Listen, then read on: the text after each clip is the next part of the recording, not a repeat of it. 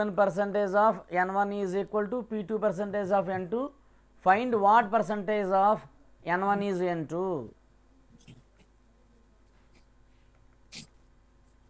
Solution.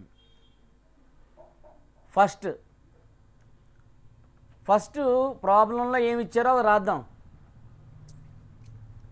P1 percentage of N1 అంటే meaning ఏంటి? P1 by 100 into N1. Next ఇంకేమి ఇచ్చారు?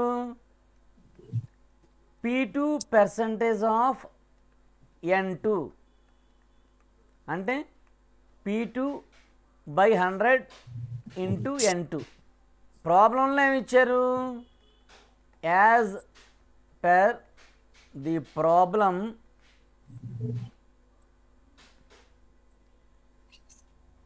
P1 percentage of N1 is equal to P2 percentage of N2 అని ఇచ్చారు.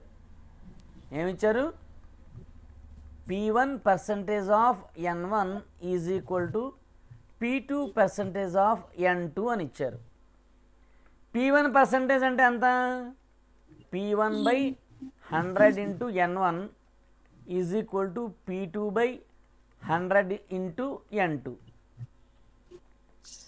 Same ఇందాకట్లానే ఇక్కడ ఈజ్ ఈక్వల్ టు ఉంది కదా, లెఫ్ట్ హ్యాండ్లో డివిజన్లో 100 ఉంది, రైట్ హ్యాండ్లో డివిజన్లో 100 ఉంది. 100 క్యాన్సిల్ అంటే P1 N1 is equal to P2 N2. ఇక్కడ P2 మల్టిప్లికేషన్ చేస్తుంది, ఇటువైపుకి వస్తే ఏమవుతుంది? P1 by N1 by P2 is equal to N2 అవుతుందా అవుదా?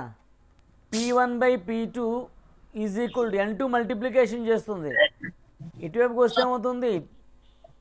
బై N1 అవుతుందా అవుదా? So P1 by P2 is equal to N2 by N1. మనకి రిక్వైర్డ్ పర్సంటేజ్ ఏంటి? Required percentage x is equal to N2 by N1 into 100. ఇది మనకు కావాల్సింది.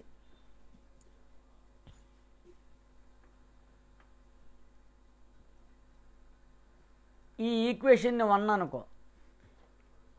ఇప్పుడు substitute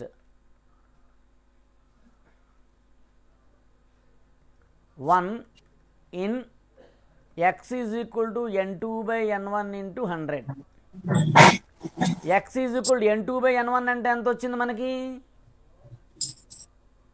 P1 by P2. P1 by P2. So P1 by P2 into 100. ఇదే percentage. Since equation 1 నుంచి మనం ఎలా చేసాం? క్లారిటీ వచ్చిందా? అదే రాశాను, అది తప్పు అనిపించింది. ఓకే అంటే సి ఆన్సర్ అన్నారు. నీకు రెండు టైప్లో చెప్పాను ఇందాక, 2 టైప్స్లో ఇందాక చెప్పాను కాబట్టి ఒకటి సి ఆన్సర్, ఒకటి ఏ ఆన్సర్. ఒకలా చేస్తే సి ఆన్సర్, ఇంకోలా చేస్తే ఏ ఆన్సర్, 2 వస్తాయి. ఆన్సర్ ఏంటి ఇప్పుడు? ఏ. నీకు ఇలాగ వచ్చింది కదా, అయిపోయింది. ఇలా చేయాలి. ఓకేనమ్మా? Please do subscribe, share, like and click on bell icon.